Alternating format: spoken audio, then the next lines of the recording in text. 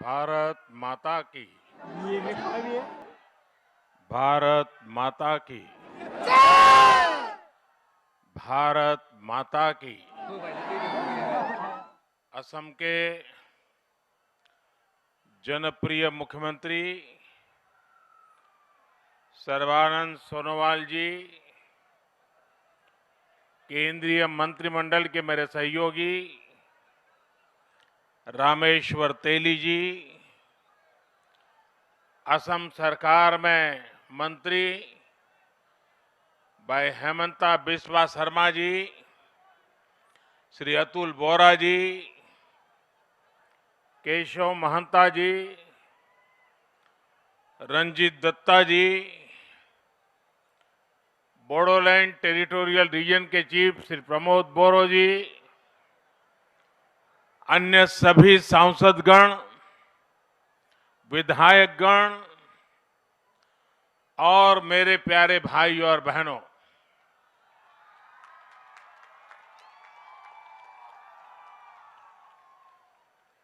मोर भाई बहन सब, तहनी देर की खबर भाले तो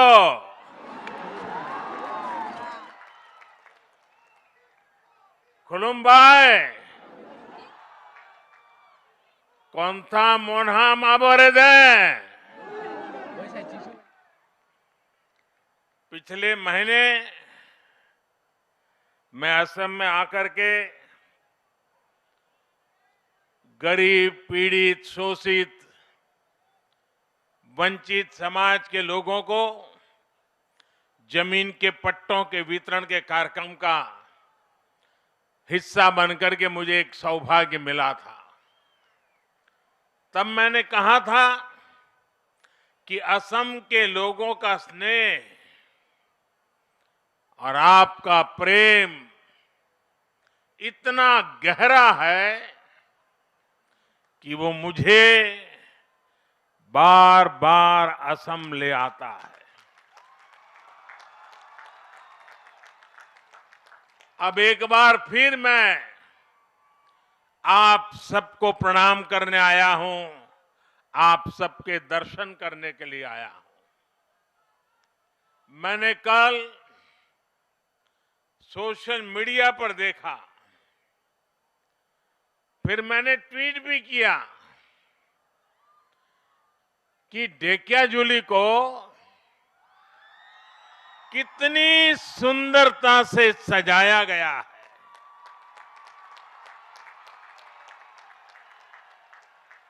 इतने दीप आप लोगों ने प्रज्वलित किए,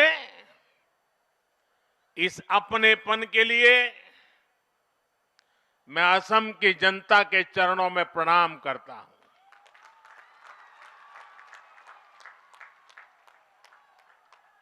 मैं असम के मुख्यमंत्री सर्बानंद जी, भाई हेमंता जी,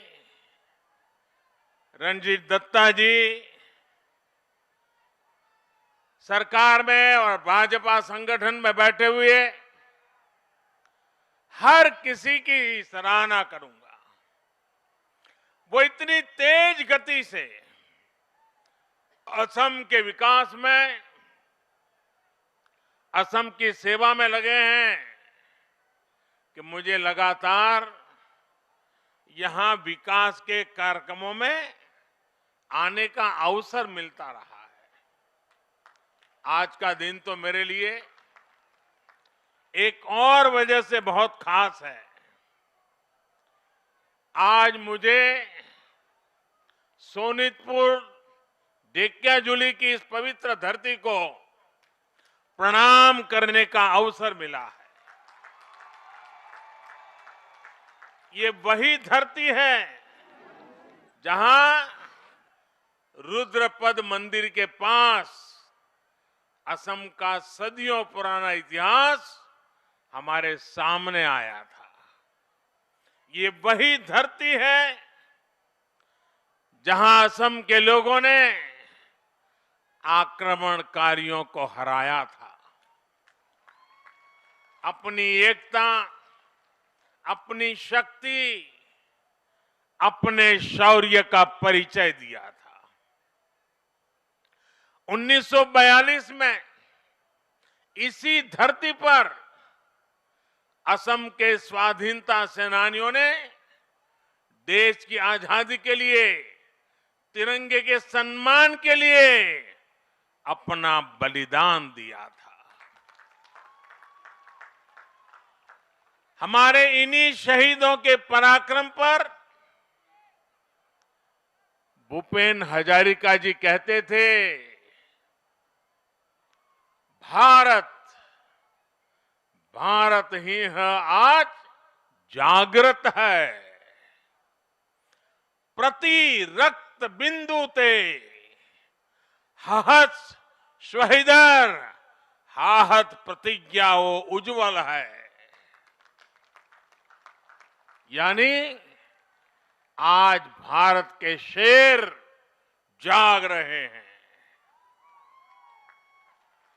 इन शहीदों के खून की एक एक बूंद, उनका साहस हमारे संकल्पों को मजबूत करता है। इसलिए शहीदों के शौर्य की साक्षी सोनितपुर की ये धरती, असम का ये अतीत बार बार मेरे मन को असमिया गौरव से भर रहे हैं। साथियों, हम सब हमेशा से सुनते आए हैं, देखते आए हैं कि देश की पहली सुबह पूर्वोत्तर से होती है। लेकिन सच्चाई ये भी है कि पूर्वोत्तर और असम में विकास की सुबह को एक लंबा इंतजार करना पड़ा है। हिंसा, अभाव, तनाव, भेदभाव, पक्षपात, संघर्ष, इन सारी बातों को पीछे छोड़कर अब पूरा नॉर्थ ईस्ट विकास की राह पर आगे बढ़ रहा है और असम इसमें प्रमुख भूमिका निभा रहा है। ऐतिहासिक बोडो समझौते के बाद हाल ही में बोडोलैंड टेरिटोरियल काउंसिल के चुनावों ने यहां विकास और विश्वास का नया अध्याय लिख दिया है। आज का दिन भी असम के भाग्य और असम के भविष्य में इस बड़े बदलाव का साक्षी है। आज एक और विश्वनाथ और चरईदेव में 2 मेडिकल कॉलेजों का उपहार असम को मिल रहा है, तो वहीं असम माला के जरिए आधुनिक इंफ्रास्ट्रक्चर की नींव भी बढ़ी है। अखमर, बीकाखर, जातरात आज ही एक उल्लेखयोग्य दिन। यही बिखेक दिन टोत मैं अखम बाखिक आंतरिक अभिनंदन जनाई छो।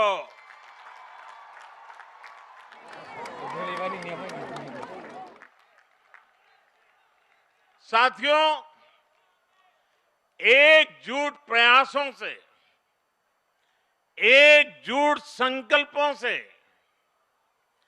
कैसे परिणाम आते हैं, असम इसका बड़ा उदाहरण है। आपको 5 साल पहले का वो समय याद होगा जब असम के ज्यादातर दूरदराज इलाकों में अच्छे हॉस्पिटल केवल सपना होते थे। अच्छे हॉस्पिटल, अच्छे इलाज का मतलब होता था घंटों की यात्रा, घंटों का इंतजार और लगातार अनगिनत कठिनाइयां। मुझे असम के लोगों ने बताया है कि उन्हें हमेशा यही चिंता रहती थी कि कोई मेडिकल इमरजेंसी ना आ जाए, लेकिन ये समस्याएं अब तेजी से समाधान की ओर आगे बढ़ रही है। आप इस फर्क को आसानी से देख सकते हैं, महसूस कर सकते हैं। आजादी के बाद से 7 दशकों में, यानी 2016 तक असम में केवल 6 मेडिकल कॉलेज होते थे। 6। लेकिन इन 5 सालों में ही असम में 6 और मेडिकल कॉलेज बनाने का काम शुरू किया जा चुका है। आज उत्तरी असम और अपर असम की जरूरतों को देखते हुए विश्वनाथ और चरईदेव में 2 और मेडिकल कॉलेजों का शिलान्यास हो गया है। ये मेडिकल कॉलेज अपने आप में आधुनिक स्वास्थ्य सेवाओं के केंद्र तो बनेंगे ही, साथ ही अगले कुछ सालों में यहां से ही मेरे हजारों नौजवान डॉक्टर बनकर के निकलेंगे। आप देखिए, 2016 तक असम में कुल एमबीबीएस सीट्स करीब 750 ही थी, लेकिन ये नए मेडिकल कॉलेज जैसे ही शुरू होंगे, असम को हर साल 1600 नए एमबीबीएस डॉक्टर्स मिलने लगेंगे। और मेरा तो एक और सपना है, बड़ा साहसपूर्ण सपना लगता होगा, लेकिन मेरे देश के गांव में, मेरे देश के गरीब के घर में टैलेंट की कोई कमी नहीं होती है। उन्हें अवसर नहीं मिला होता है। आजाद भारत जब 75 में प्रवेश कर रहा है, तो मेरा एक सपना है, हर राज्य में कम से कम एक मेडिकल कॉलेज, कम से कम एक टेक्निकल कॉलेज वो मातृभाषा में पढ़ाना शुरू करें। क्या असमिया भाषा में पढ़कर के कोई अच्छा डॉक्टर नहीं बन सकता है क्या? आजादी के 75 साल होने आए, और इसलिए चुनाव के बाद जब नई सरकार बनेगी असम में, मैं यहां असम के लोगों की तरफ से आपको वादा करता हूं कि असम में भी एक मेडिकल कॉलेज स्थानीय भाषा में हम शुरू करेंगे, एक टेक्निकल कॉलेज स्थानीय भाषा में शुरू करेंगे, और धीरे धीरे ये बढ़ेगा, कोई रोक नहीं पाएगा उसको। ये डॉक्टर्स असम के अलग अलग क्षेत्रों में, दूर दराज इलाकों में अपनी सेवाएं देंगे। इससे भी इलाज में सुविधा होगी, लोगों को इलाज के लिए बहुत दूर नहीं जाना होगा। साथियों, आज गुवाहाटी में एम्स का काम भी तेजी से आगे बढ़ रहा है। इसका काम अगले 1.5-2 सालों में पूरा भी हो जाएगा। एम्स के वर्तमान कैंपस में इसी एकेडमिक सत्र से एमबीबीएस का पहला बैच शुरू भी हो गया है। जैसे ही अगले कुछ सालों में इसका नया कैंपस तैयार होगा, आप देखेंगे गुवाहाटी आधुनिक स्वास्थ्य सेवाओं के केंद्र के तौर पर उभर करके सामने आएगा। एम्स गुवाहाटी केवल असम ही नहीं, बल्कि पूरे पूर्वोत्तर के जीवन में एक बड़ा परिवर्तन करने वाला है। आज जब मैं एम्स की बात कर रहा हूं, तो एक सवाल आपके बीच पूछना चाहता हूं। देश की पिछली सरकारें ये क्यों नहीं समझ पाई कि गुवाहाटी में ही एम्स होगा तो आप लोगों को कितना लाभ होगा? वो लोग पूर्वोत्तर से इतना दूर थे कि आपकी तकलीफें कभी समझ ही नहीं पाए। साथियों, आज केंद्र सरकार द्वारा असम के विकास के लिए पूरी निष्ठा से काम किया जा रहा है। असम भी देश के साथ कंधे से कंधा मिलाकर आगे बढ़ रहा है। आयुष्मान भारत योजना हो, जन औषधि केंद्र हो, प्रधानमंत्री नेशनल डायलिसिस प्रोग्राम हो या हेल्थ एंड वेलनेस सेंटर्स हो, सामान्य मानवी के जीवन में जो बदलाव आज पूरा देश देख रहा है, वही बदलाव, वही सुधार असम में भी दिख रहे हैं। आज असम में आयुष्मान भारत योजना का लाभ करीब 1.25 करोड़ गरीबों को मिल रहा है। मुझे बताया गया है कि असम के 350 से ज्यादा अस्पताल इस योजना से जुड़ चुके हैं। इतने कम समय में असम के 1.5 लाख गरीब आयुष्मान भारत के तहत अपना मुफ्त इलाज करवा चुके हैं। इन सभी योजनाओं से असम के गरीबों के सैकड़ों करोड़ रुपए इलाज पर खर्च होने से बचे हैं। गरीब का पैसा बचा है। आयुष्मान भारत योजना के साथ ही लोगों को असम सरकार के अटल अमृत अभियान से भी फायदा हो रहा है। इस योजना में गरीबों के साथ ही सामान्य वर्ग के नागरिकों को भी बेहद कम किस्त पर स्वास्थ्य बीमा का लाभ दिया जा रहा है।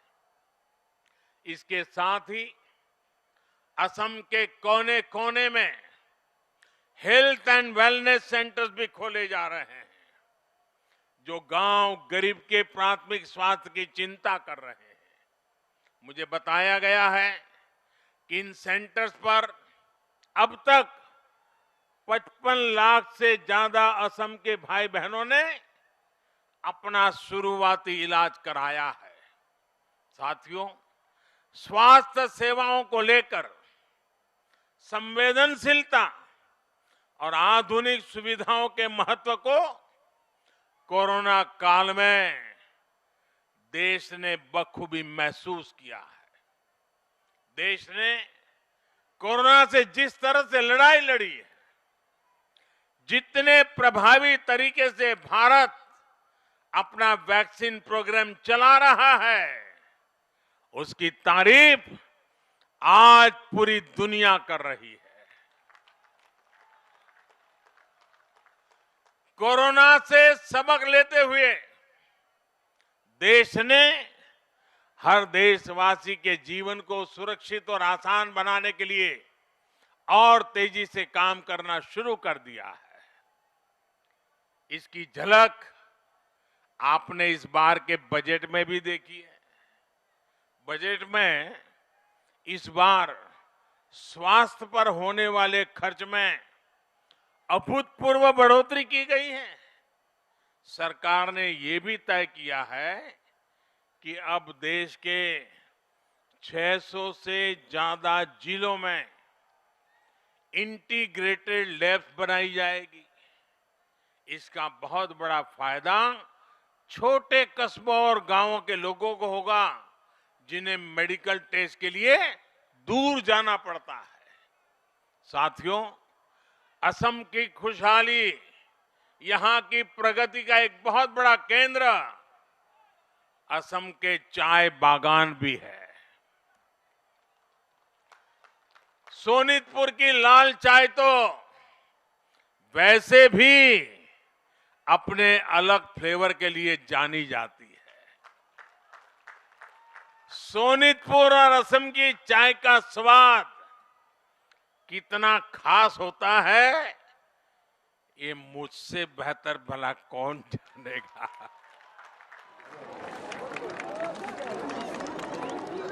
इसलिए मैं हमेशा से चाय वर्कर्स की प्रगति को पूरे असम की प्रगति से जोड़ करके ही देखता हूं। मुझे खुशी है कि इस दिशा में असम सरकार कई सकारात्मक प्रयास कर रही है। अभी कल ही असम चाह बगीचा धन पुरस्कार मेला स्कीम के तहत असम के 7.5 लाख टी गार्डन वर्कर्स के बैंक खातों में करोड़ों रुपए सीधे ट्रांसफर किए गए। टी गार्डन्स में काम करने वाली गर्भवती महिलाओं को एक विशेष योजना के तहत सीधे मदद दी जा रही है।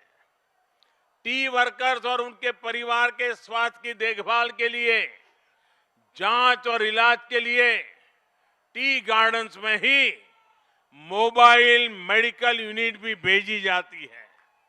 मुफ्त दवाओं का भी इंतजाम किया जाता है। असम सरकार के इन्हीं प्रयासों से जुड़कर इस बार देश के बजट में भी चाय बागान में काम करने वाले हमारे भाई और बहनों के लिए 1000 करोड़ रुपए की विशेष योजना की घोषणा की गई। टी वर्कर के लिए 1000 करोड़ रुपए। ये पैसा आपको मिलने वाली सुविधाओं को बढ़ाएगा, हमारे टी वर्कर्स का जीवन और आसान बनाएगा।